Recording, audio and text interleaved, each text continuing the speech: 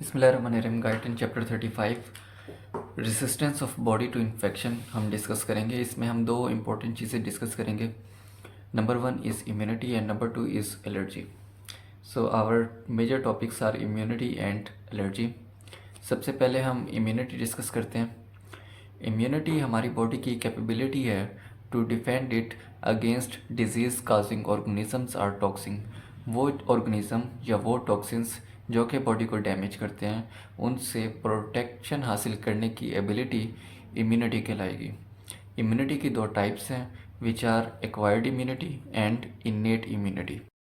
सो innate immunity वो immunity होगी जो कि बाय ड्राफ्ट बॉडी में मौजूद होगी, जो कि हमेशा से बॉडी में मौजूद होगी और जनरलाइज्ड प्रोसेस के थ्रू हमारी बॉडी को प्रोटेक्शन देगी।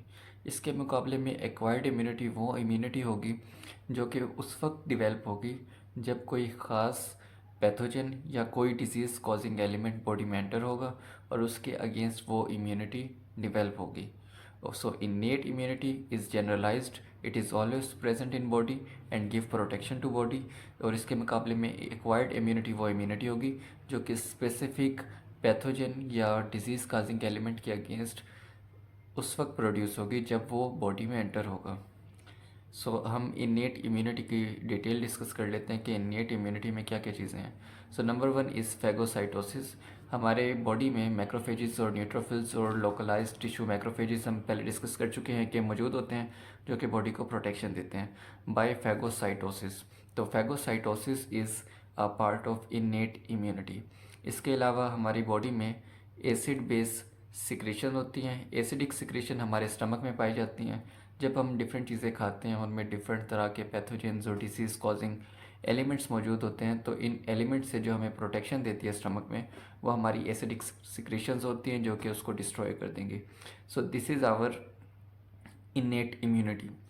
Number three is resistance of body, resistance of skin to the invasion by organism. तो हमारी स्किन एक्सटर्नल मोस्ट ऑर्गन है और होल द डे हमारी स्किन एक्सपोज होती है डिफरेंट इन्फेक्शन से, डिफरेंट बैक्टीरिया, टॉक्सिन और वायरसेस से। सो स्किन हमारी बॉडी को जो प्रोटेक्शन देती है, this is called innate immunity. इसके अलावा हमारी फोर्थ टाइप है इन्नेट इम्यूनिटी की। It include certain chemicals in our blood.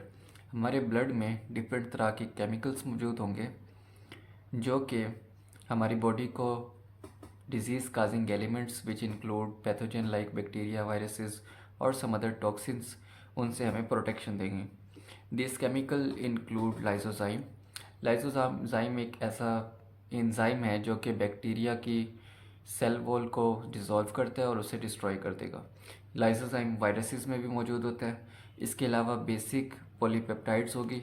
Basic polypeptide एक केमिकल है जो कि स्पेसिफिकली ग्राम पॉजिटिव बैक्टीरिया पर एक्ट करता है और उन्हें डिस्ट्रॉय करेगा। इसके अलावा हमारा कम्प्लीमेंट कॉम्प्लेक्स है जो कि 20 प्रोटीन्स पर कंसिस्ट होता है और ये हम आगे डिटेल में डिस्कस करेंगे कि कम्प्लीमेंट कैस्केड सिस्टम क्या है, कम्प्लीमेंट कॉम्प्लेक्सेस क्या हैं। Number four is natural killer lymphocytes. Lymphocytes के डिफरेंट टाइप्स हैं, उनमें एक है नेचुरल किलर लिम्फोसाइट्स। इसे साइटोटॉक्सिक लिम्फोसाइट भी कहते हैं।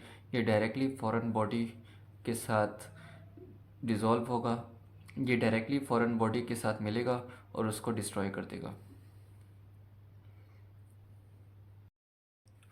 So now let's revise types of immunity. Immunity की दो टाइप्स हैं, एक्वायर्ड इम्यूनिटी और इन्नेट इम्यूनिटी। इन्नेट इम्यूनिटी वो होगी जो कि बाय ड्राफ्ट बॉडी में मौजूद होगी, हमेशा से ही, बचपन से ही हमारी बॉडी में मौजूद होगी और हमारी बॉडी को प्रोटेक्ट कर रही होगी, स्पेसिफिक नहीं होगी। जबकि एक्वायर्ड इम्यूनिटी वो टाइप ऑफ इम्यूनिटी है जो कि ख़ास तौर पे उस वक्त प्रोड्यूस होगी जब कोई ख़ास डिजीज़ काजिंग एलिमेंट बॉडी में एंटर होगा। सो एक्वायर्ड इम्यूनिटी की फर्दर दो टाइप्स हैं, सेल मीडिएटेड इम्यूनिटी और ह्यूमोरल इम्यूनिटी। ह्यूमोरल इम्यूनिटी को एंटीबॉडी मीडिएटेड इम्यूनिटी भी कहते हैं। सो सेल मीडिएटेड इम्यूनिटी वो एक्वायर्ड इम्यूनिटी है which is due to sensitised T lymphocytes. तो जो सेंसिटाइज्ड टी लिम्फोसाइट्स की वजह से इम्यूनिटी डेवलप होगी बॉडी में, that will be cell mediated immunity. जबकि ह्यूमोरल इम्यूनिटी वो इम्यूनिटी होगी जो कि एंटीबॉडीज़ की वजह से बॉडी में डेवलप होगी। सो एंटीबॉडीज़ की वजह से जो इम्यूनिटी डेवलप होगी that will be humoral immunity, और इसीलिए इसे एंटीबॉडी मीडिएटेड इम्यूनिटी भी कहते हैं। And cell mediated immunity is due to sensitised T lymphocytes. So ये तो दो टाइप्स हो गई, सेल मीडिएटेड और एक्वायर्ड इम्यूनिटी की टाइप्स डिस्कस करने के बाद अब हम एंटीजन डिस्कस करेंगे कि एंटीजन क्या होता है। तो एंटीजन एक प्रोटीन हो सकता है या कोई एक लार्ज पॉलीसेकेराइड मॉलिक्यूल हो सकता है that has ability to initiate acquired immunity. जो प्रोटीन या पॉलीसेकेराइड हमारी एक्वायर्ड इम्यूनिटी को एक्टिवेट करते हैं that will be called an antigen. इसलिए इसको हम एंटीबॉडी जनरेटर भी कहते हैं because it has ability to start production of antibodies. तो कोई भी एंटीजन है वो दो तरह के काम करेगा। नंबर 1 एंटीबॉडीज़ की प्रोडक्शन शुरू करवा देगा, and number 2 it initiates production of sensitised T lymphocytes. तो हमें पता है कि हमारी जो एक्वायर्ड इम्यूनिटी है इसमें दो टाइप्स हैं, सेल मीडिएटेड और एंटीबॉडी मीडिएटेड। और सेल मीडिएटेड टी लिम्फोसाइट्स की वजह से है और एंटीबॉडी मीडिएटेड एंटीबॉडीज़ की वजह से है। तो एंटीजन इन दोनों की प्रोडक्शन को इनिशिएट करवाएगा, इन दोनों को स्टिमुलेट कर देगा। इसके बाद वो बॉडी की लोकेशन डिस्कस की गई हैं जहाँ जहाँ हमारे लिम्फोसाइट्स मौजूद होंगे। तो इस सारे को मैं समराइज़ कर दूँ तो हमारी लिम्फोसाइट्स स्प्लीन में मौजूद होते हैं, थाइमस में मौजूद होंगे, बोन मैरो में मौजूद होंगे। इसके अलावा हमारे लिम्फोइड टिश्यूज़ में मौजूद होंगे। हमारी बॉडी के किसी भी पार्ट में अगर कोई लिम्फोइड टिश्यू मौजूद है, स्पेशली लिम्फ नोड्स में, हमारे गैस्ट्रोइंटेस्टिनल वॉल की म्यूकोसा में जो लिम्फोइड टिश्यूज़ मौजूद होंगे उनमें, हमारे पियर पेचेस में, हमारे टॉन्सिल्स में, एडिनोइड्स में, ये सारी वो लोकेशंस हैं जहाँ जहाँ हमारे बी और टी लिम्फोसाइट्स मौजूद होंगे और एक्वायर्ड इम्यूनिटी प्रोड्यूस करेंगे। हमारी बॉडी में जब भी कोई टॉक्सिन या डिजीज़ कॉजिंग एलिमेंट सम पैथोजन एंटर होगा तो वो लिम्फ के थ्रू लिम्फोइड टिश्यूज़ में चला जाएगा और वहाँ हमारे लिम्फोसाइट्स मौजूद होंगे जो कि उससे हमारी बॉडी को प्रोटेक्ट करेंगे। तो इसके बाद इस टॉपिक में हमारे दो तरह की चीज़ें डिस्कस की गई हैं जो कि मैं समराइज़ कर दूँ।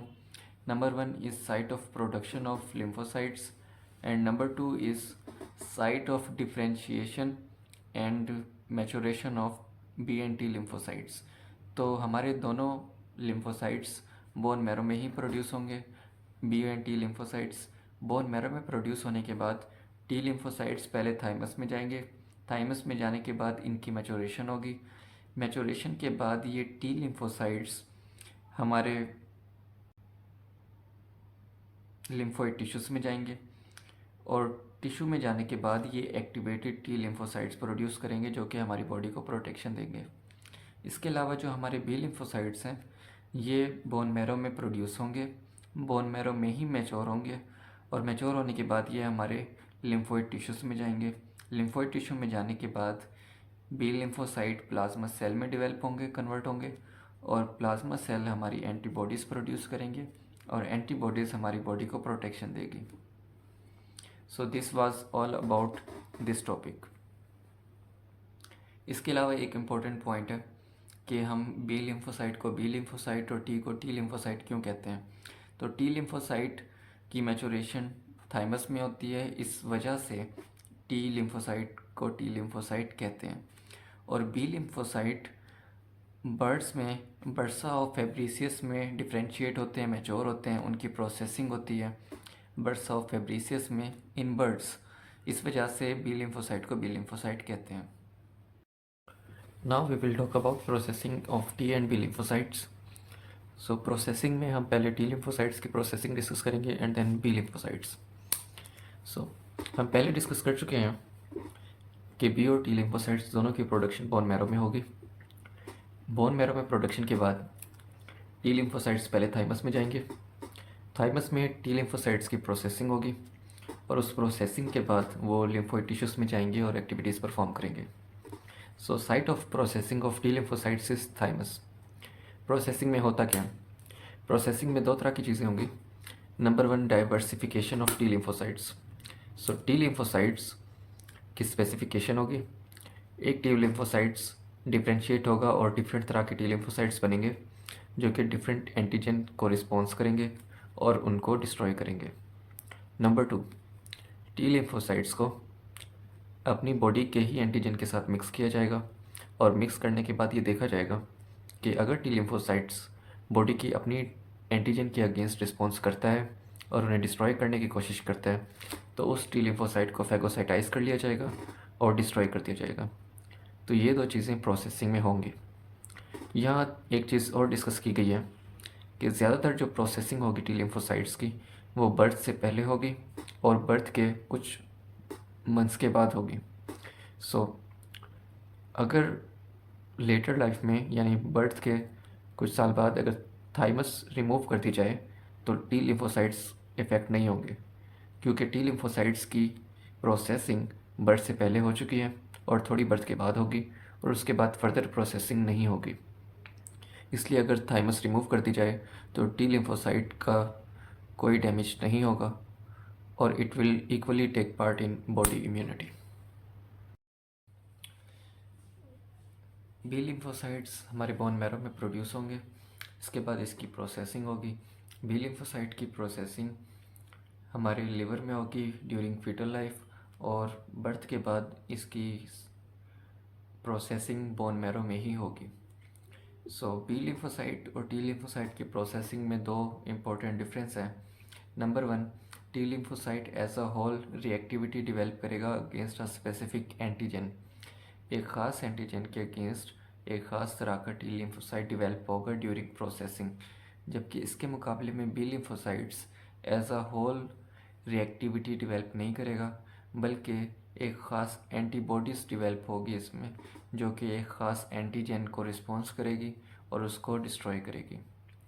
नंबर 2, बी लिम्फोसाइट्स की diversity million time T lymphocyte से ज़्यादा है। Next we will talk about clones of B and T lymphocytes. जब भी हमारी बॉडी में कोई एंटीजन एंटर होगा तो हमारे B and T lymphocytes activate होंगे।